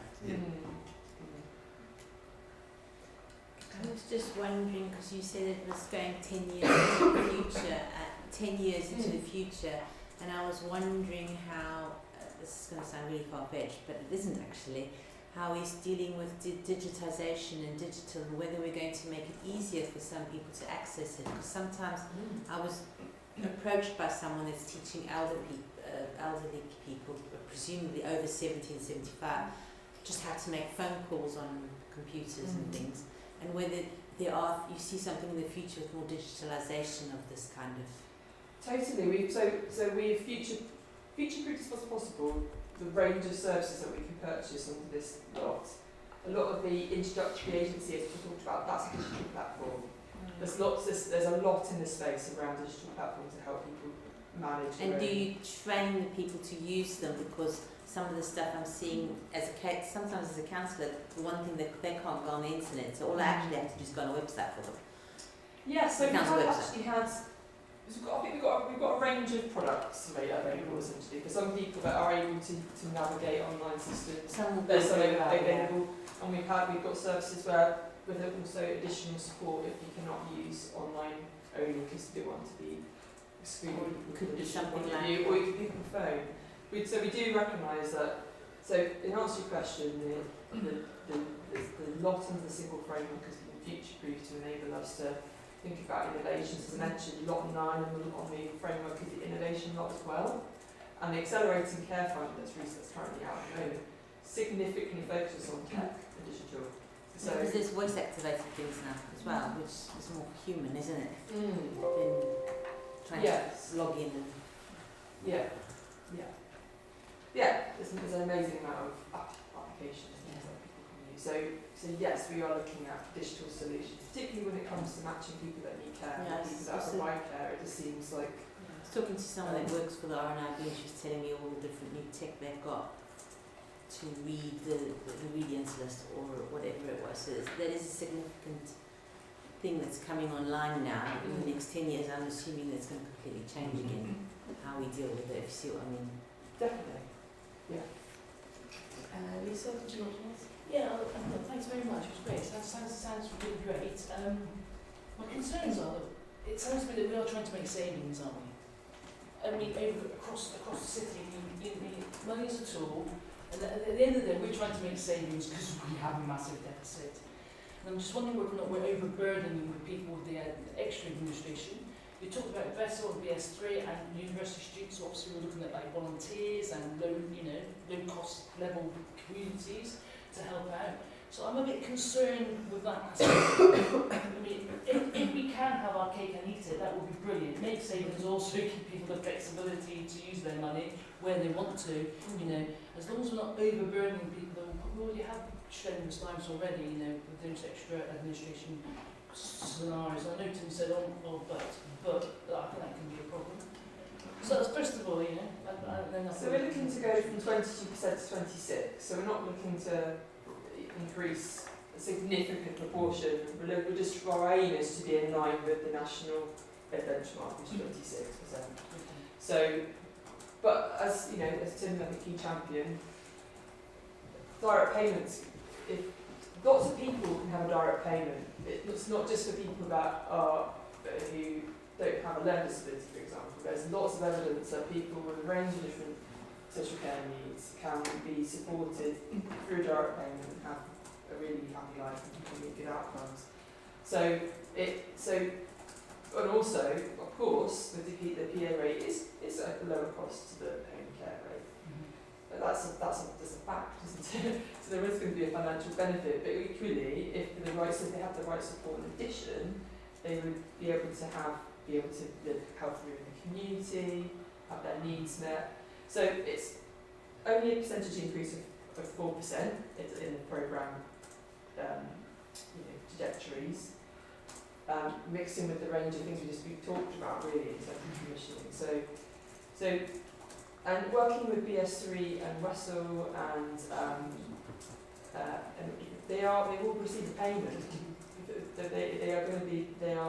They're not doing those services for free. So it's been working with them through the Make It Local programme that's been going for a number of years to look at how they can have a recurring sustainable income through social care by providing services that social care need. So that's how those avenues have opened up. We've been working with local organisations to understand how can they provide it, and because obviously in the past organisations like that used to get grant funding from us, which has dried up over the years, and so therefore it's the challenge of how do we still work with voluntary organisations. We know there's a benefit with working with voluntary organisations and the richness they have in terms of understanding their community, working with people. So, of course, money plays a big picture. We have to have money in the big picture. We have to try to look at balancing the purchasing budget. But we're doing it within a way that's reflective of the demand and everything. Thanks very much. My other question is that, you know, I know that £15 now, so the uplift, I mean, Tim was saying the uplift is great, that's well run, but obviously how quick can we change the market? So if suddenly, all of a sudden, like, the market changes and they're £17 now, how quick in our policy can we make that change? Well, we'll be having the inflationary uplift this year, and the budget's approved in February. Obviously, we can target that as well, can we? That's When we what we know did what our last year. certain amount, we know which areas might you want to incentivise and Yeah. which perhaps you don't want to incentivise. yeah. I personally wouldn't want to increase the amount of learning disability residential provision. I don't think that's where we should be putting our investment. More so, Catherine, I think that's where we would balance that. But how quickly our budgets are set annually, we would have to take from somewhere to put somewhere else. So that can be a challenge. It will be a challenge. It's not within our gift to move that quickly sometimes. Because that could obviously that could happen, you know, after a year, suddenly all practitioners are £17 an hour and doing 15, you know, it's going to happen sooner or later. It will increase and we will be left behind. Last year was a really good example of that.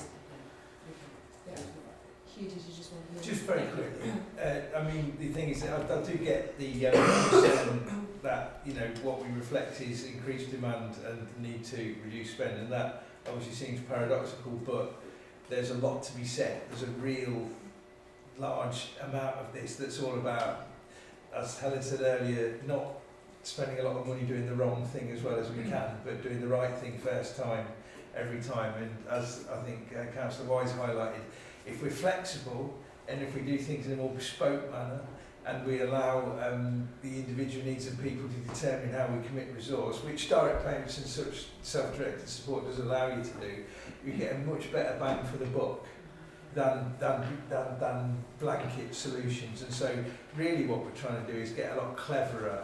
I hope it comes across with our excellent staff that we're trying to be cleverer about how we commit this resource to better meet the needs of individuals in a cost-effective way that gets things right first time, every time. Because the waste inherent in getting things wrong is phenomenal, and that's, you know, that's what we're going at, because we don't want to reduce what we give people. We don't want to reduce what people get. We want to reduce the waste around it. And there can be quite a lot of waste in this area where we're not effectively setting out the expectations around direct payments. We have had very expensive situations where the council ended up having to pay out. So this process is also trying to add a bit more structure around direct payments, and to enable us to not be in those situations where we are suddenly blindsided by, oh, this amount of money needs to be paid by the council. We didn't know about it. Okay. So, yeah. Thank you. Helen, did you want to come in on? Yeah, just very quickly, I think that one of the other things is that the flexibility. So I don't know if people were listening. There was a thing on the radio yesterday about, you know, I don't actually want to be got up at 7 o'clock in the morning and then be at 7 o'clock in the evening because I've only got 3 visits a day, and that. So you having the flexibility to be able to, because it's not only the direct support, it's things like gym membership for some people might be transformational. I was just checking online that I've got the name of it right. There's an organisation called Gig Buddies. You know, people might want to go actually out clubbing but need somebody to go out with them. If they can get a gig buddy to go with them, great. They don't want to go to bed until 3 o'clock in the morning, fantastic. I always want to say that. I need to get a job doing that. Yeah. You can actually, you can And volunteer. there's I've actually, got kids now. I'm the worried project about is that. called Stay Up Late. You know. I did sport buddy for a while, but not staying up to 3 o'clock. It really does Anyway, enable that to happen. It enables that to happen. And the idea that people are being, like I say, you know, a carer comes in, that's when they come at 7 o'clock, you've got to be got ready for bed. That is not what most people want, is it? So the flexibility is brilliant. And yes, it is cheaper, but it's better. The only other thing I was going to say, Catherine, great presentation, but what might bring this to life is some stories from people who have direct payments and what it's meant that they've been able to do, and that just kind of puts Yeah. a picture in people's minds, doesn't it, of how it's transformational. This really is transformational stuff. Maybe a dog walker, I was thinking. Sorry? A dog walker, because you might not be able to walk where you Yeah, want to be. exactly. So, Exactly. Are we all happy with that? Excellent. All right. Final item is just to note the scrutiny work programme. It's obviously at the end of the documents, so everybody note it. Other than that, thank you all for coming. We finished 4 minutes ahead of schedule. Well done, everybody. Well done. Yeah. Enjoy the rest of your evenings, everybody. Thank you very much, and thank you to the officers who've come and talked to us, and thank you to members of the panel. So, Chair.